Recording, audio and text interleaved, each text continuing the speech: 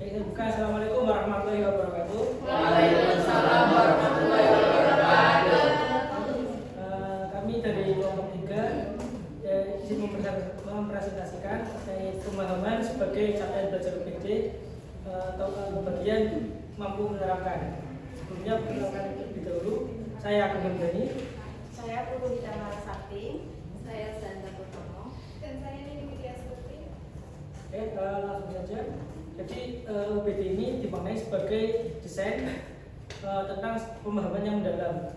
Nah, dalam pendidikan sendiri setelah melakukan pembelajaran diharapkan peserta didik dapat memiliki capaian pembelajaran yakni kemampuan dalam pemahaman baru. Nah, dalam UPD ini terdapat 6 aspek yang dapat untuk mengukur pemahaman tersebut. Yang pertama kemampuan menjelaskan, kemudian kemampuan menafsirkan, kemampuan menerapkan, kemampuan perspektif, kemampuan berempati, dan pengetahuan diri.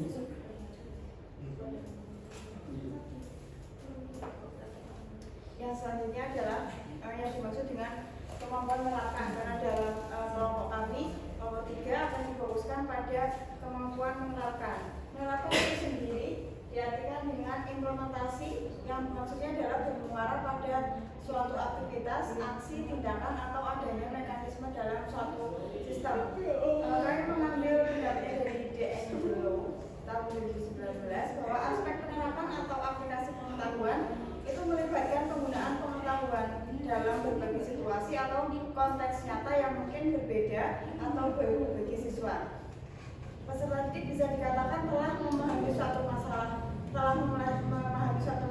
belajar apabila peserta didik ini dapat menerapkan dengan diri secara efektif, menggunakan dan menyesuaikan apa yang mereka ketahui dalam konteks yang beragam dan nyata, atau peserta didik dapat melakukan berdasarkan pemahaman teori dan petunjuk prosedur. Menurut Kok, seperti yang dijelaskan dalam Wiggins, penggambaran aspek penerapan ini melalui siklus pembelajaran pengalaman yang terdiri dari 4 tahap. Yang pertama pengalaman konkret, konsep observasi reflektif, konseptualisasi abstrak, dan yang terakhir ada eksperimen aktif.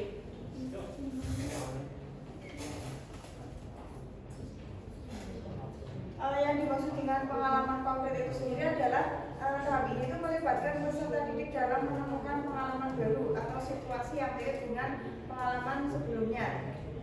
Kemudian yang kedua ada observasi reflektif, yang dimaksudkan adalah setelah mengalami pengalaman konkret, peserta didik merefleksikan pengalaman yang dia perolehnya itu ke dalam observasi reflektif ini yang membantu peserta didik untuk memproses informasi secara lebih mendalam. Terus yang ketiga ada konseptualisasi abstrak. Pada tahap ini peserta didik merefleksikan pengalaman mereka untuk membuat konsep atau ide-ide mereka. Yang terakhir ada eksperimen aktif, di mana tahap ini itu melibatkan peserta didik dalam menerapkan ide atau konsep baru yang telah mereka kembangkan ke dalam dunia nyata. Selanjutnya akan dibacakan oleh Mbak Elsa. Selanjutnya, contoh kemampuan menerapkan dalam pembelajaran matematika pada materi suku bunga, tunggal, dan majemuk. Pengalaman konkretnya adalah peserta didik menemukan pengalaman baru atau situasi yang mirip dengan sebelumnya. Pada contohnya, peserta didik belajar tentang suku bunga tunggal dengan menganalisis kasus pinjaman uang dari bank. Mereka memahami suku dasar, suku bunga, dan bagaimana suku bunga ini diterapkan dalam konteks nyata saat meminjam uang untuk membeli barang. Yang kedua adalah observasi refleksif. Peserta didik merefleksikan pengalaman dan pemahaman konsep-konsep penting. Pada contohnya, setelah memahami konsep suku bunga tunggal, peserta didik merefleksikan pengalaman mereka dengan mempertimbangkan bagaimana suku bunga ini mempengaruhi pembayaran bulanan pada pinjaman mereka dan bagaimana suku bunga yang berbeda dapat mempengaruhi jumlah pembayaran total. Selanjutnya akan dibacakan. Selanjutnya untuk yang tahap ketiga yaitu konseptualisasi abstrak, di mana dalam tahap ini peserta didik melakukan refleksi untuk membuat konsep ide baru. Contohnya yaitu peserta didik mulai menggabungkan antara suku bunga tunggal dan suku bunga majemuk.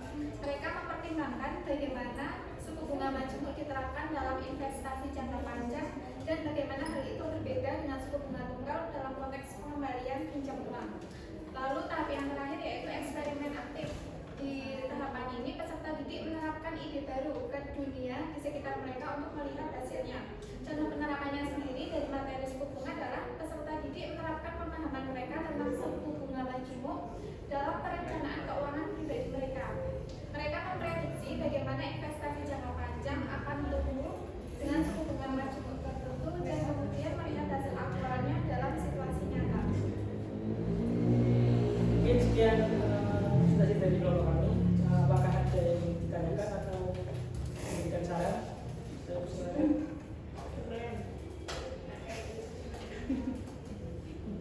Ya, dari kelompok 1 ada yang ditanyakan?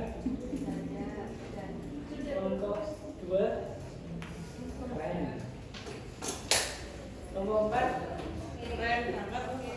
Kelompok 5 keren. Kelompok 6